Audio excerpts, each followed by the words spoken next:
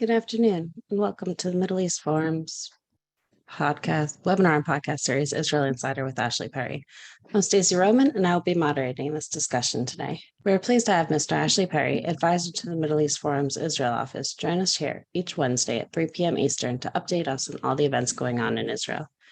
Mr. Perry will be giving us a briefing on current Israeli affairs for 15 minutes, then open it up for questions. Should you wish to ask a question, please use the Q&A box located at the bottom of your screen to type your question. Now, with no further ado, I'll turn the discussion over to Mr. Ashley Perry. Thank you very much, Stacey, and good evening from Israel. I'm going to start not on the Israeli political scene, although there's been some interesting developments in the last couple of minutes, which I hope to get to. I want to start, first of all, by talking about something which was a pretty important event this week that took place on Sunday. It was Israel celebrated Jerusalem Day, the day where Jerusalem was liberated in 1967 during the Six-Day War. Reunified the two parts of Jerusalem. As we know, no Jews, no Israelis were allowed into the eastern parts, actually the eastern northern part of the southern parts of Jerusalem, from 1949 until 1967. So it's a day which is celebrated. It definitely has, in recent years, become more of a right-wing celebration or even a right-wing religious. There is what's called a flag parade every Jerusalem Day. And it's become more and more conspicuous for the fact that it's almost solely religious, more often than not right-wing. And the path has been the path for many, many years. I don't know exactly how many years, but certainly decades. And it starts on Jaffa Street, people who know the geography of Jerusalem. And the most contentious part is it then goes through Damascus Gate, through the Muslim quarter, and makes its way to the Kotel, the Western Wall, where there are tens of thousands of people who dance and celebrate well into the night. This has been going on for years. Unfortunately, every now and again in recent years, there's always a few people, really a small amount, considering, as I said, there's tens of thousands of people who take part, mostly youths. There's always one or two, maybe a little bit more than one or two, but not that much more, who try and make problems as they go through the Muslim quarter. They bang on Arab-owned businesses, maybe shout some racist slogans, but again, it's a tiny minority.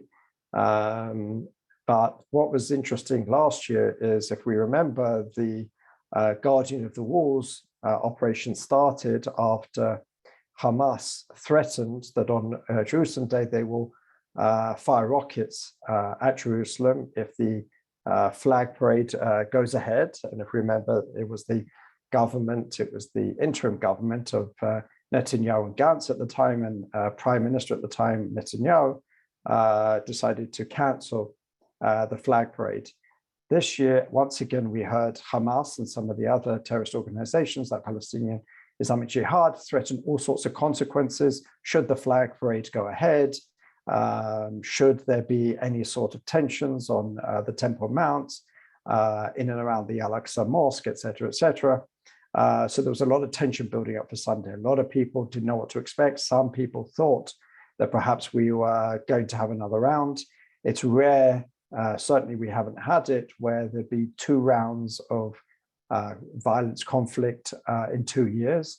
But there were those who thought that it could come. Hamas certainly were leading people to believe that. And apparently in Gaza, a lot of people were collecting food in advance and preparing for such an eventuality. It was certainly on the cards.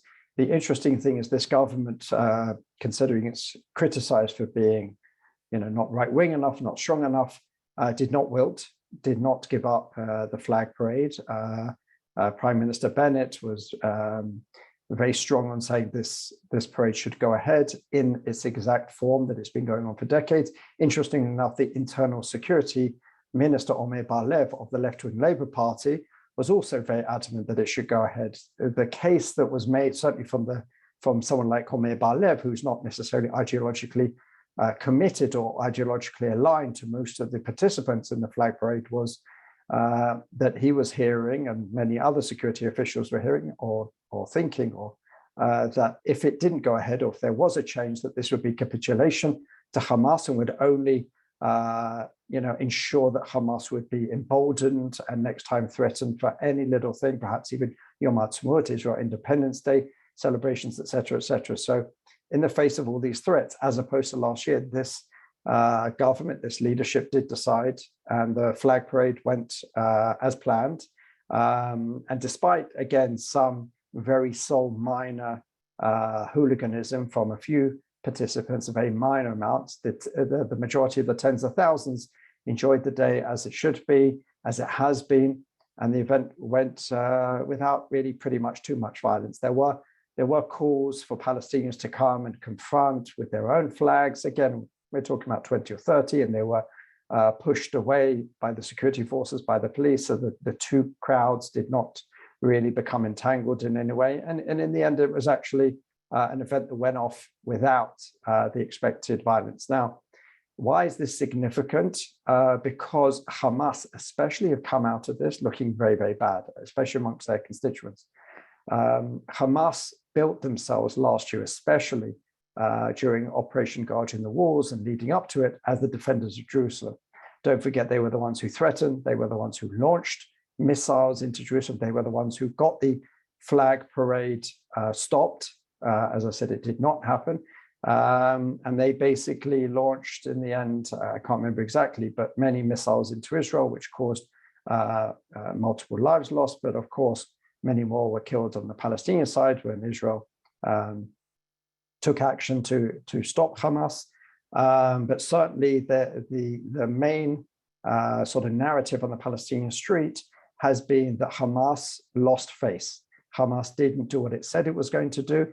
To be fair to Hamas, if I can say such a thing, they never said specifically, if this happens, this will happen.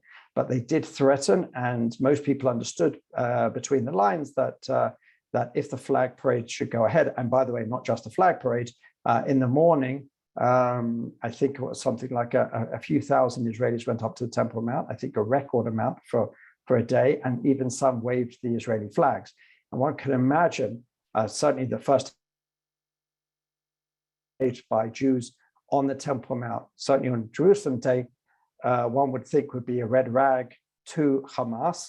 And the fact that these pictures were going all over Palestinian social media without a response from Hamas also really just cemented the fact that Hamas came out of this a little bit losing face, or not even just a little bit.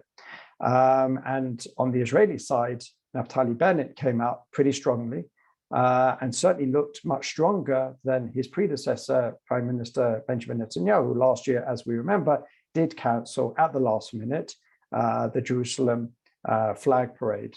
So in the Israeli politics, certainly Bennett came out strongly.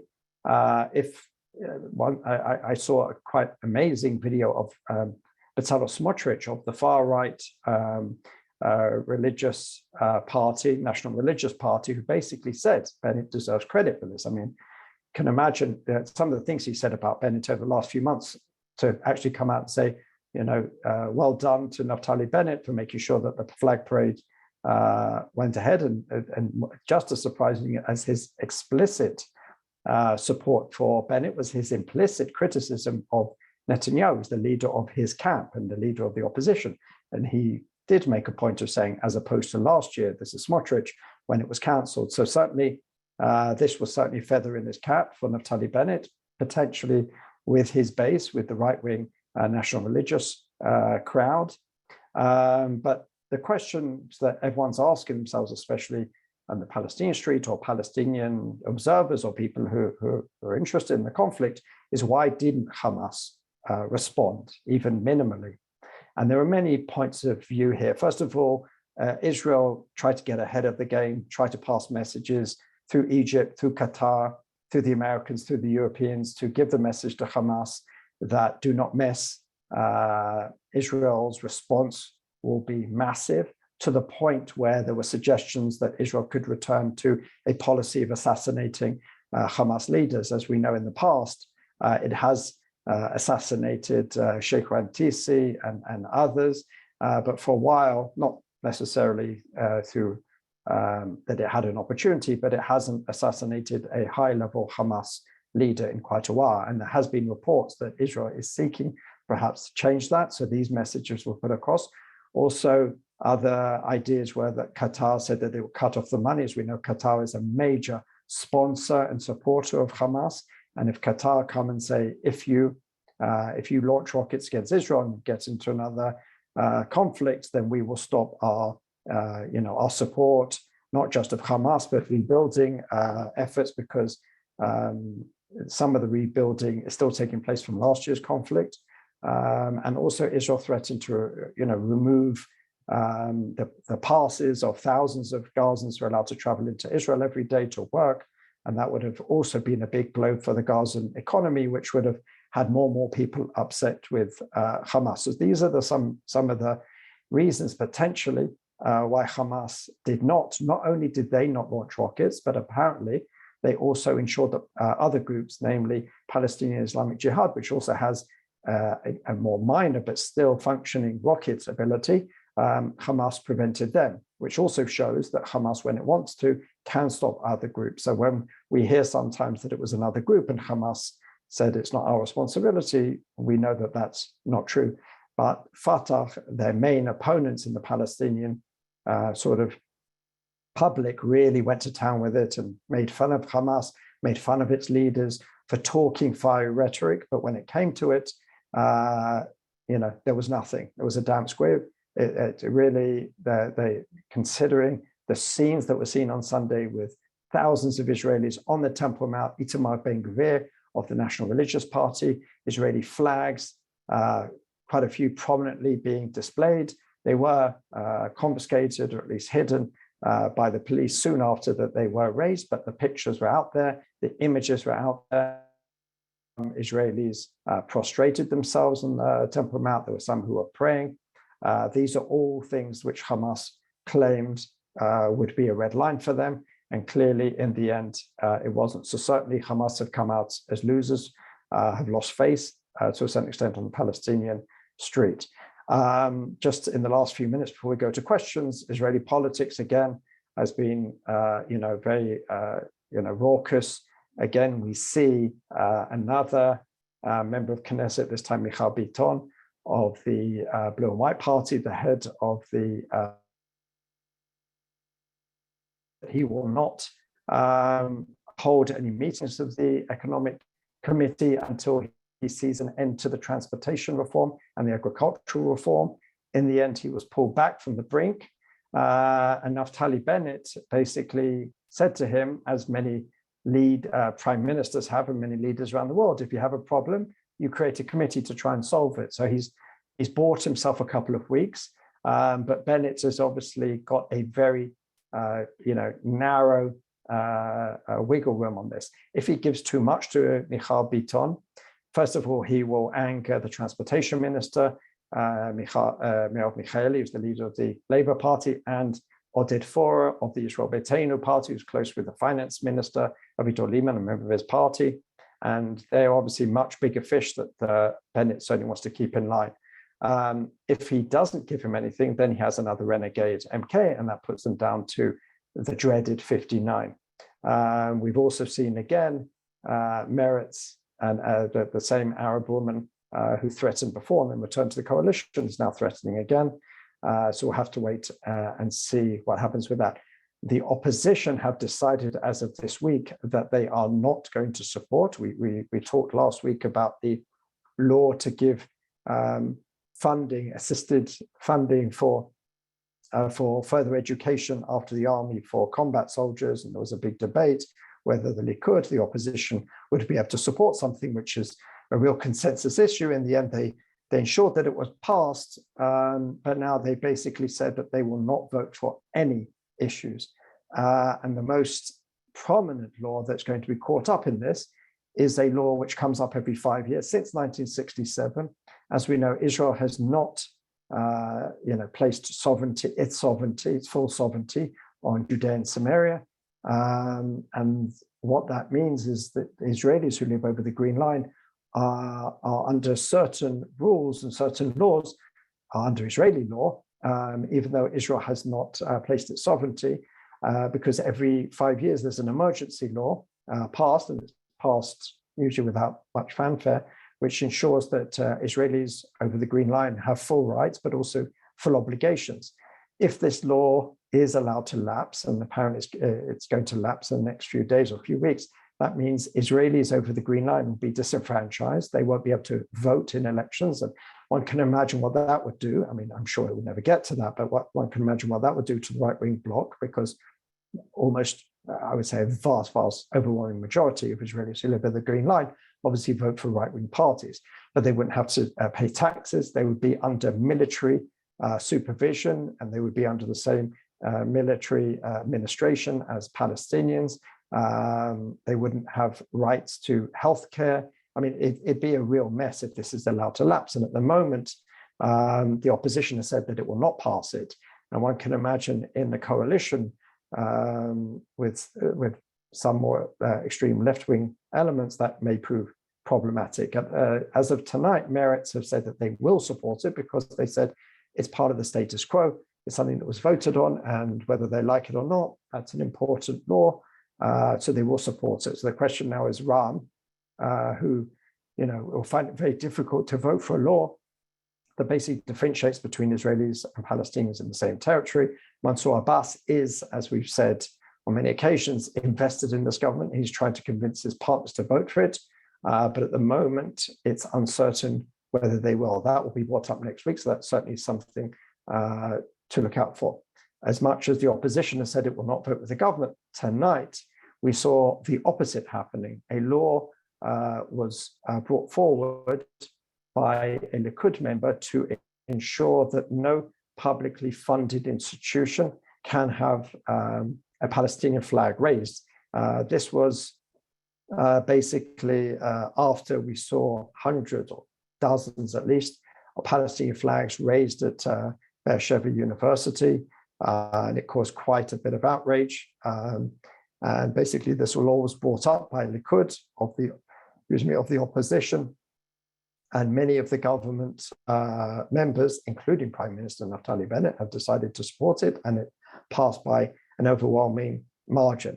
Now, obviously, this isn't necessarily going to signal the end of the government, but what we are seeing more and more is that the parties on the right wing of the in the coalition are taking more right-wing positions. We saw Gideon Saar, as I said, he's trying to pass this law, which is a standard law that's being passed every 5 years. And he said, if a government isn't able to pass such an obvious consensual law as a law pertaining to Israelis who live on the Green Line, then what is this government worth? Now, a lot of people have taken that to mean that he's about to jump ship. And there has been rumors that he is in negotiation with the Likud to form a potential alternate government, should this government no longer be seen as something that can work. And perhaps and certainly the majority of the Israeli public would see that's preferable to going to elections. Let's not forget Gideon Saar is someone who really has a lot of distaste for Netanyahu, and Netanyahu would obviously demand to be prime minister in any alternate government. Both the Likud and Gideon Saar have denied that these negotiations are taking place. Gideon Saar did concede that he's approached almost every single day by emissaries from the Likud about joining, as I'm sure are other members of the government. There are some commentators which like to quip that in Israeli politics, two denials, two negatives usually mean a positive. If everyone's strenuously denying, sometimes there's something to it. Usually, if people just keep their mouths shut if there's really nothing to it. So there's a lot going on. There's potentially a lot of movement. And certainly this government is really facing a lot of problems with every member of Knesset. There was a meeting today of the leaders of the parties in the coalition, and apparently it was a tense affair. Certainly, Foreign Minister Yair Lapid of the Yesh Atid party and Gideon Saar apparently had some harsh words. They tried to show everything was good by a smiling Facebook or Twitter post afterwards, but it's clear that there is a lot of, I wouldn't say ill feeling, but certainly a feeling that this government is on its last legs, on its knees, And the question is what and who are going to be the people to make it end. So with that, I'm happy to answer any questions on these issues or anything else that's on your mind. All right, thank you so much. So the first question we have is from an anonymous attendee following up on what you were just talking about. Might Gideon Saar be the one to break the coalition? It's possible. Again, we have to remember that Gideon Saar and Netanyahu despise each other at this point. I mean, that's not to say that they can't work with each other. And don't forget, Gideon Saar is the leader of a party which, according to some polls, not all polls and not even the majority polls, but some polls have not passing the electoral threshold. So there's a debate as to the future of Gideon Saar and his party if we did go to new elections. So it probably isn't in his interest to go to new elections. There is talk about him maybe joining with Naftali Bennett. I think we mentioned that last week. I think it would be difficult for Gideon Saar, and certainly his big promise and what he was supposed to differentiate himself was that he was right-wing, but believed that Netanyahu's time was up. So now suddenly to help form a government with Netanyahu at the head would be very difficult for him. And don't forget, if we are going to have an alternate government, it's not enough just to have a majority vote for it. You need 61. It's a formal no confidence vote. It's a formal declaration of a new government. And for that, you need 61. And Gideon Saar just doesn't have the numbers to give. So it would have to be Gideon Saar's party plus. So that remains to be seen. But at the moment, I don't say it's impossible, but certainly it would be a very difficult pill for Saar to swallow. But he's done it in the past. So I wouldn't say it's out of the question, but I would say it's certainly not one of the most likely scenarios at this point. Thank you. Richard Galber asks, what is your view if the law about Israelis over the Green Line fails, the current government falls, and there is an election? Will there be a center-left government with a majority and a right wing, and the right wing will be consigned to the opposition? No, the center-left, again, if we're talking about the center-left, what are we talking about? Black, blue and white, Yesh Atid, Labour, and maybe Meretz. They don't have the numbers. No poll has given them anything even close to being able to form a government. So that scenario is exceedingly unlikely. Thank you. Ariel Grumberg asks, how is legal action against Netanyahu going? Well, actually, this week there was a bit of a blow to the prosecution. The defense certainly won some points this week. There's a lot of attention being given to Filber, as we talked in previous weeks, that he is one of the main witnesses for the state prosecution. He's turned state witness, and that basically the position that the prosecution is trying to make is that Filber was told, or as the case is going, more gesticulated, for Filber to make sure that he became the communications ministry director general, and according to the prosecution's case, Netanyahu told him to make sure that Bezek was given preferential treatment, or reforms that would harm Bezek were actually disposed of.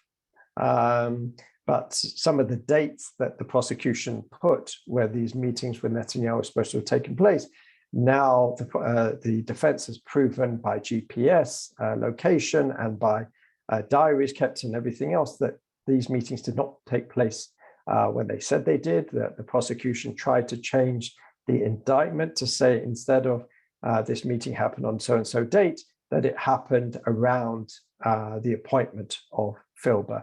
But the judges basically dismissed that and said you can't change.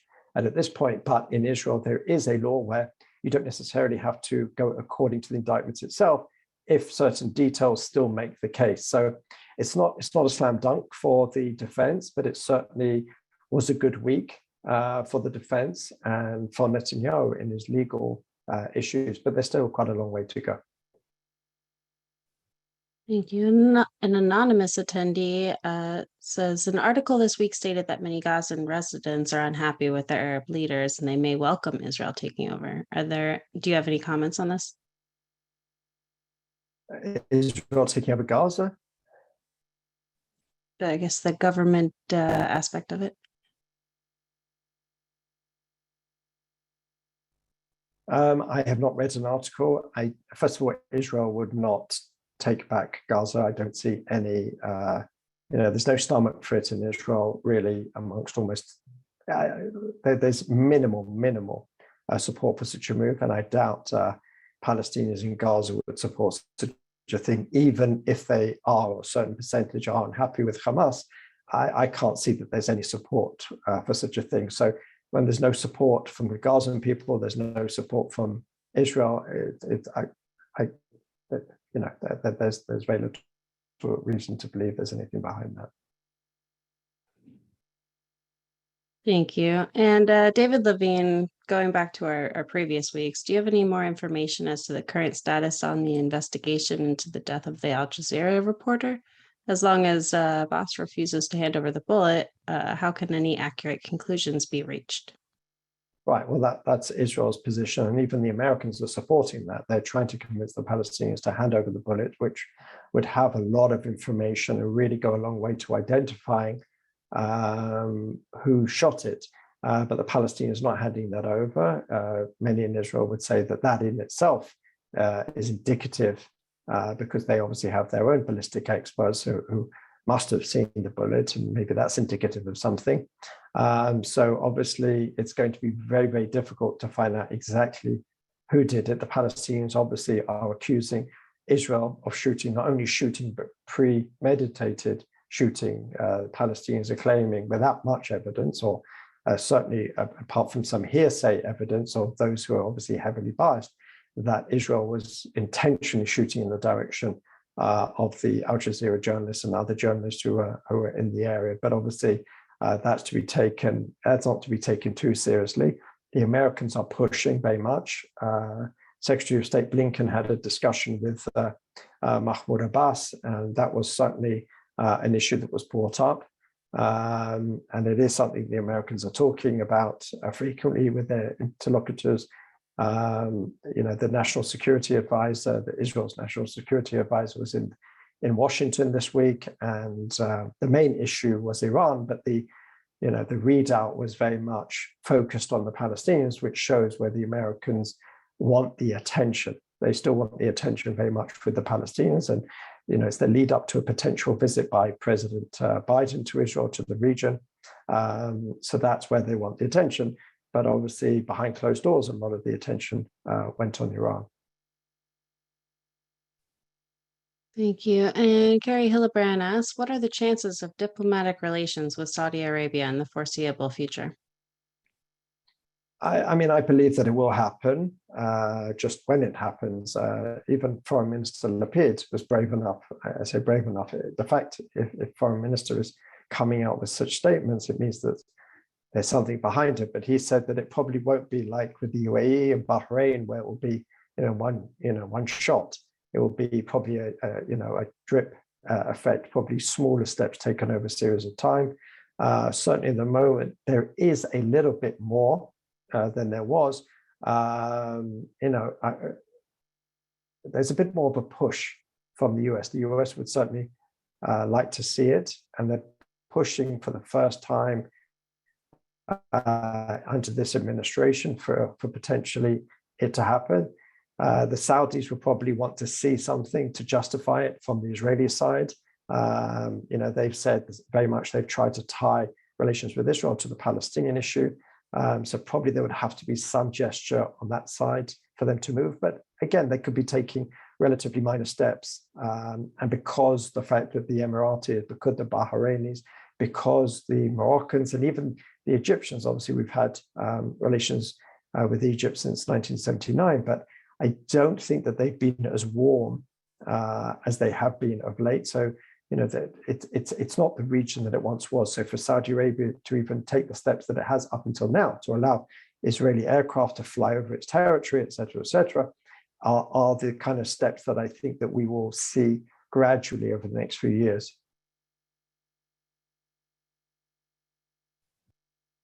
All right. Well, thank you so much. We've come to the close of our webinar and podcast. Ashley, thank you for taking time to update us this week. Thank you. And for our viewers and listeners, please join us Friday at 1 p.m. Eastern for a webinar with Bill Roggio on why ISIS and Al-Qaeda are still relevant. Thank you all for joining us, and I hope you have a wonderful day.